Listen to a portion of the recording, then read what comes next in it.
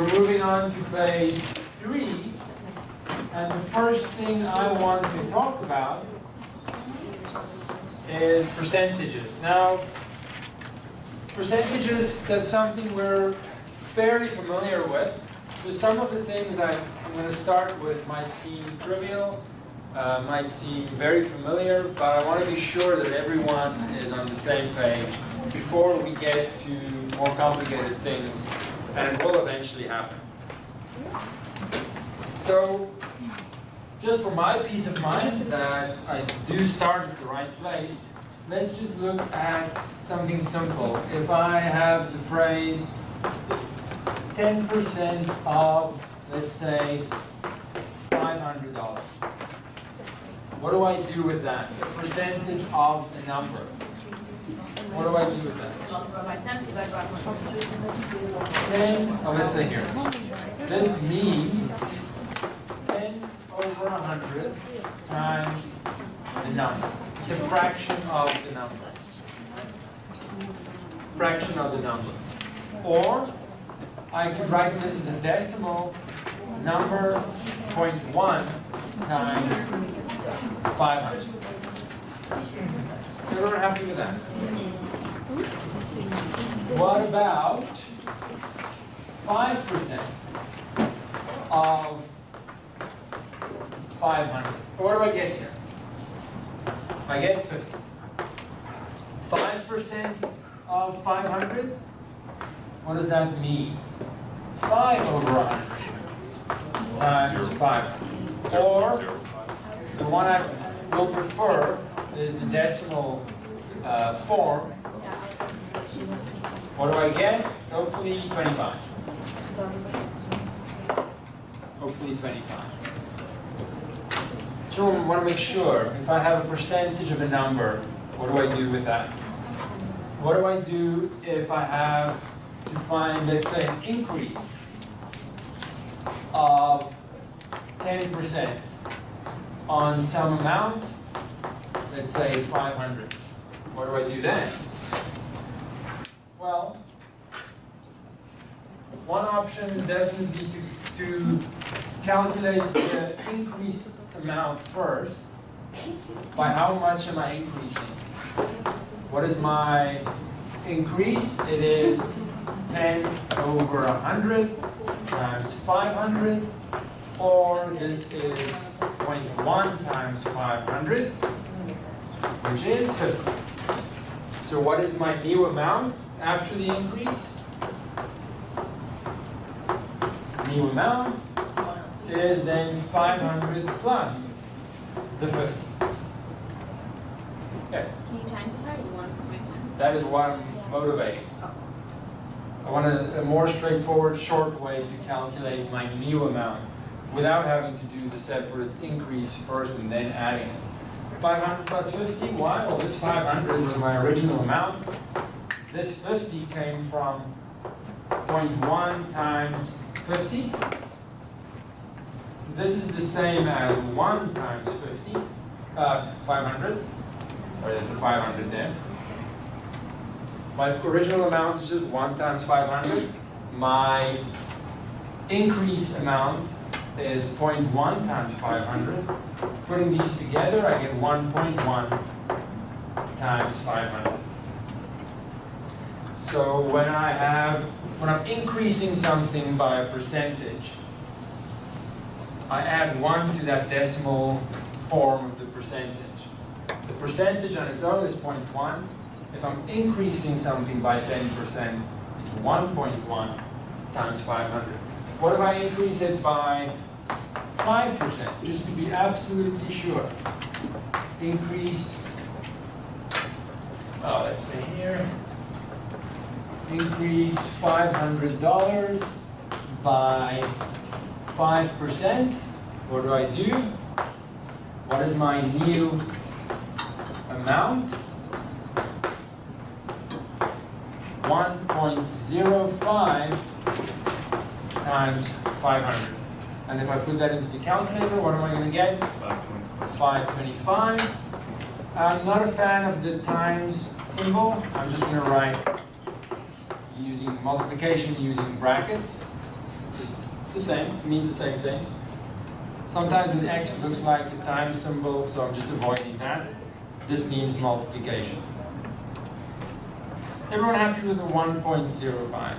It's fairly familiar, but I want just to be sure for my peace of mind that we do start at the right place. What about a decrease? Let's say I decrease $500 by 5%. What is my new amount? Well, just as if I increase it, I go a little bit over 1 by the corresponding decimal form of the percentage. 10% means 0.1, 5% means 0.05. I'm increasing. Now I'm decreasing, so what do I have? I'm going below 1 by 0.05 times my number, and hopefully this is 475. Everyone happy with that? Don't get the 95. So essentially what I'm doing here is I'm taking 500, my original amount, and I'm subtracting 5% of that because I'm decreasing it by 5%. How do I find 5%? 0.05 times 5%, and this is 1 times 5%. 1 times 500 minus 0.05 times 500. So factor out of 500, and I get 1 minus 0.05 times 500, 0.95. So it worked in both directions. An increase, I go this much above 1. A decrease, I go this much below 1. Any questions on that? But I want to start at the right position, the right place, because before we know it, even though this is familiar, before we know it, we might get to something that's not as familiar, but it's all built on these percentages. Okay, so for the rest of it, let's just do some examples.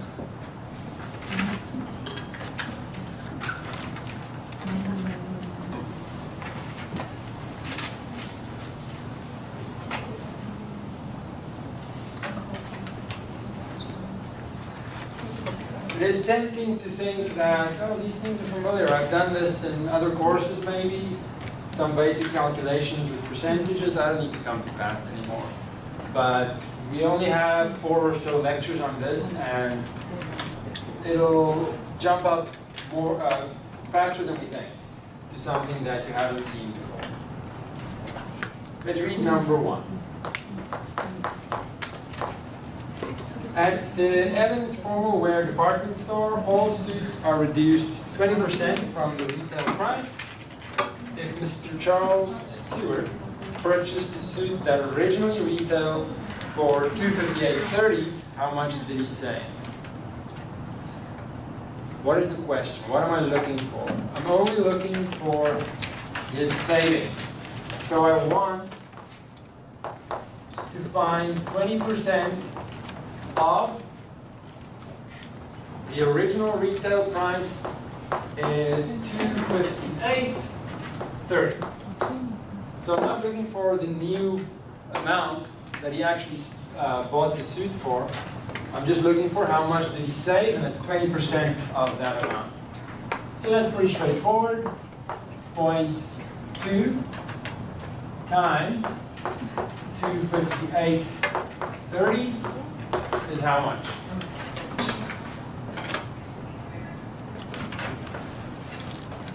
Even though we have a reasonably full lecture, we have the time so that everyone can check if they can. Right? $51.66. So let's write a little concluding sentence. We saved $51.66. Nice, straightforward. Nothing too fancy happening there.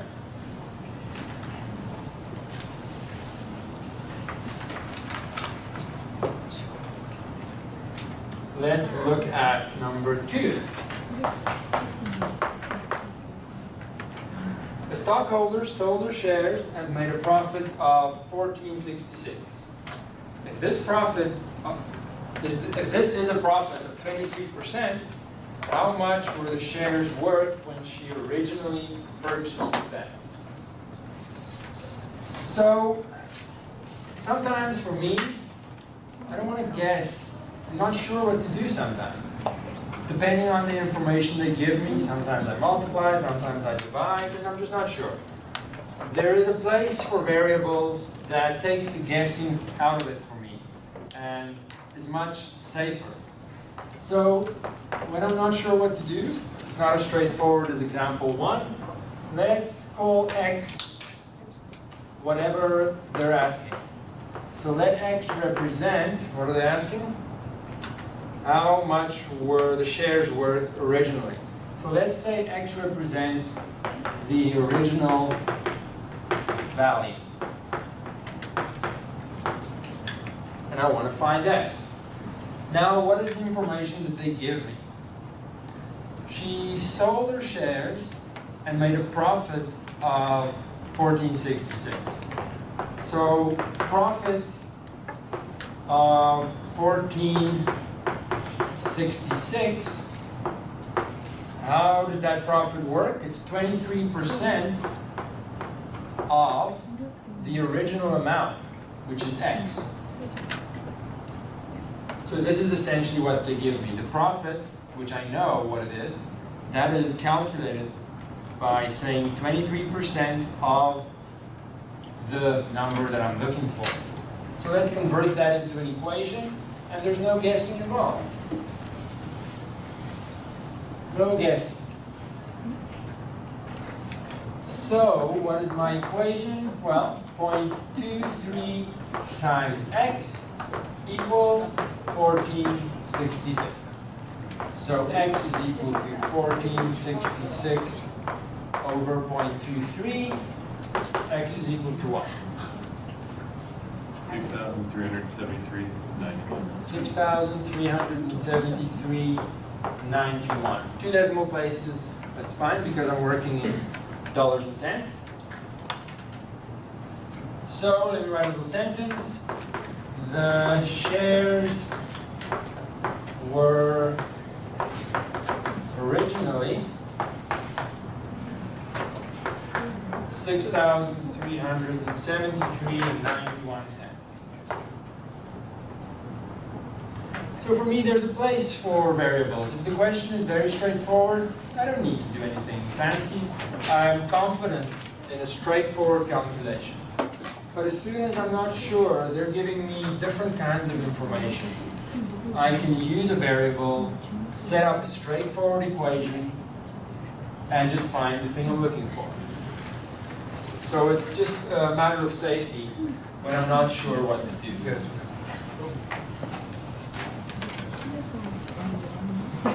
Let's see what example 3 does. Any questions on this? If there's a question, now is the time, before we get to something that's more complicated, that builds on this and everything falls apart. We have to ask our questions early. Brett Davis is getting a 4.5% grade. His current salary is $38,950. What is his new salary? Again, that sounds reasonably straightforward. His new salary is, let's say here, a 4.5% increase on what? Well, they give me that number.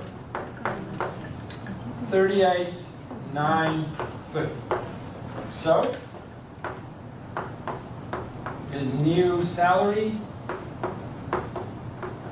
is, how do I find that? 1.045 times the number. Straightforward, what do I get? What do I get? 40 something, yes.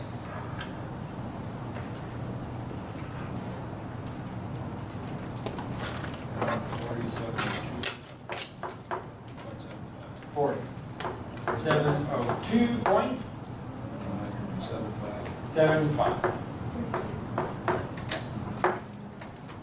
So it depends on the information they give me.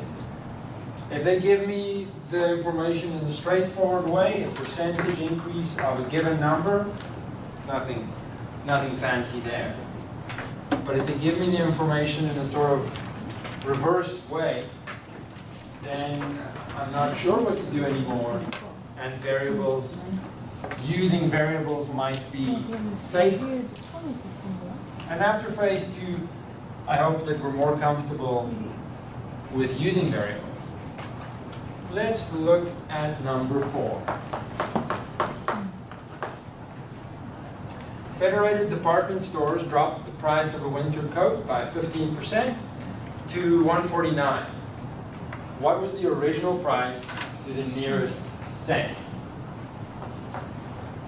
Can we say, it's straightforward, why don't I just say 1.15 times 149 and get, I think it's 171 point. Well, it's an increase because the price was dropped by 15% to 149. So why don't I just increase it like that and be done?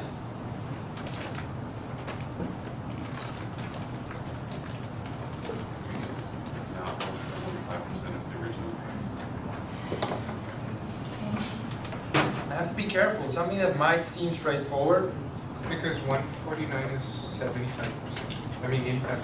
149 is already the discount, the discounted price. So that is not correct. Now, you might have your own way of doing it. I'm emphasizing the use of variables, take the guessing out of it for me, because maybe I don't have a lot of confidence. If it's not a straightforward question, like example 3, for example, then I'm not too confident in when do I divide, when do I multiply, and what do I do. By using a variable, I don't have to guess. So let's say x represents what I'm looking for. What am I looking for? The original price of the coat. So let x represent the original price. Then what do they give me? What do they give me? They tell me that a 15% decrease of the original amount equals 149. So let's write it down. So then 149 is a 15% decrease on x, the original amount. In other words, 0.85 times x equals 149.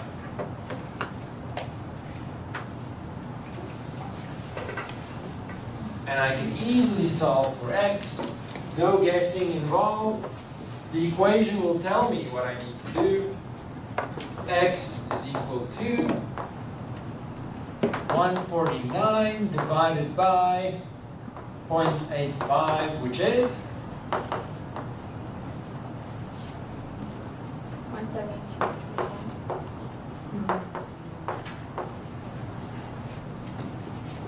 anyone? I disagree. I think 175. Yeah. 175.29 is what I get.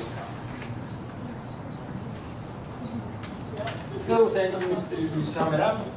So the coat was originally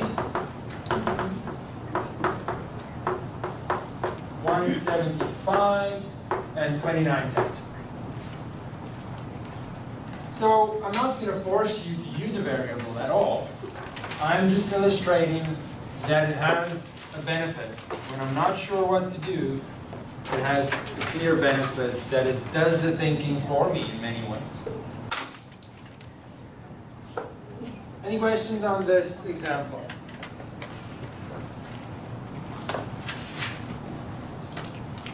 Let's do one more, number 5. Let's just read number 5.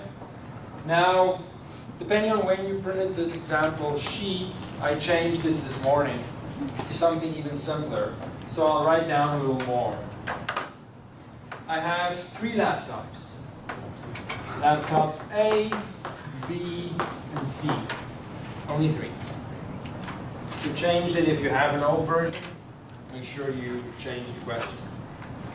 Laptop B is 5% more expensive than laptop A. Laptop A is in turn 8% more expensive than C. I made it simpler. Simpler in terms of fewer laptops. Oh, how many times? 4. Wow, just one. Thank you. Is it correct to say, true or false? Let's order these laptops. Which one's the cheapest one? Oh, yeah. C is the cheapest one, right? A is 8% more expensive than C. B is 5% more expensive than A, so B is definitely the most expensive one. True or false? Laptop B is 13% more expensive than C. 5, 8, 13. Must be false. Huh? Must be false. Not necessarily. I just think it's false. But you're right, I'm probably setting you up.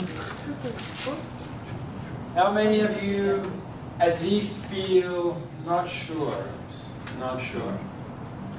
Yes, 5 plus 8 is 13. That doesn't mean it's correct. Any thoughts? No thoughts? Well, because 13% of the first of B is the same as 5% of B is A, and then 8% of that new number, right? You're right. When I take 5% of A, I'm taking 5% of a number that's already a little bit higher than it would be. I'm taking 2 steps to B instead of just a direct step of 13. Doesn't sound quite right. But how do I get to the actual, if it's false, what is the actual number here? Even if it's off by 0.1, it's not the same as adding them. So how do I figure it out? Well, I know the cheapest one is C. I don't know the amount. Let's call the amount X.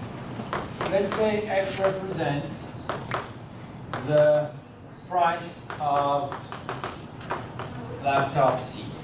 I actually had this a couple of months ago, not with laptops, something similar, where there was a bunch of articles on 10 to 15 different things, rating the performance, or comparing some groups of them together. Never all of them. And I had to figure out, I wanted to rank them from the worst one to the best one. No one article ranked them all. They did little groups of them that overlap. What is the, I need to find out what is the percentage increase in performance so that I can compare it with the percentage increase in price and find what is the best one to buy and so on. So I'm just simplifying it to just 3 things that I want to rank and say, what is the percentage increase, in this case, from the best, from the most expensive to the cheapest one? Let's call X the price of C, of laptop C. Then the price of A is what? 8% of C, or 8% more than C, so 1.08 times X.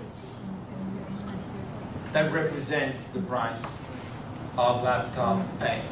Everyone happy with that? Not happy. I don't know what the actual price is. I'm just calling it X of the cheapest one. It could be $100, it could be $200, I don't know. I'm only looking for the percentage increase from one. Okay. Whatever that price is, how do I calculate the price of the next one up, which is A? 8% more than the price is C. I don't know what the price is. But I'm also not broken up about not knowing. I just need it in my calculation. So, what is the price of laptop B? Well, it's 5% more than A, so 1.05 times the price of A, which is 1.08 times X. In other words, the price of B, what is 1.05 times 1.08? If I want to simplify that. 1.124. So this tells me how B compares to X, which is the price of C. So B is how much more expensive than C. What is this in here?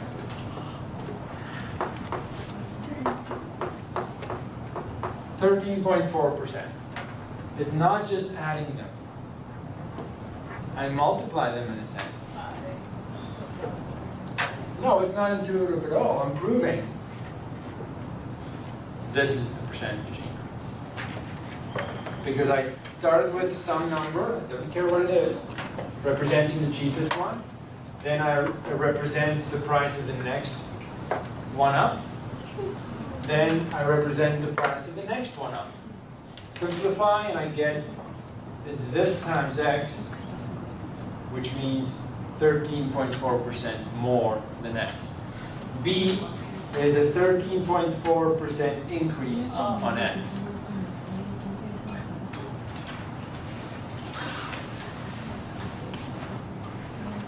I thought that was an interesting problem, so I included it. Any questions on this?